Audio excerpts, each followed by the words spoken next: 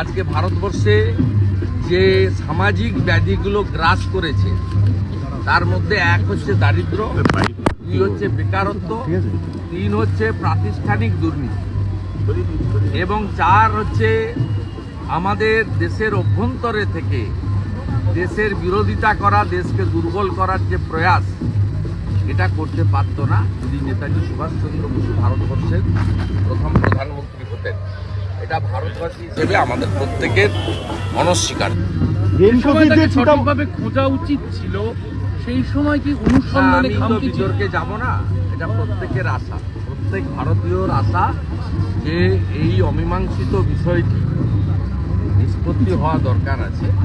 যারা সংশ্লিষ্ট ব্যক্তি বা যাদের হাতে সংবিধানের দায়িত্ব আছে, সে কেন্দ্রের সরকার হতে পারে, রাজ্যের সরকার হতে পারে, পার্লামেন্ট হতে পারে, অ্যাসেম্বলি হতে পারে, তাদেরই বিষয়টা দেখা উচিত।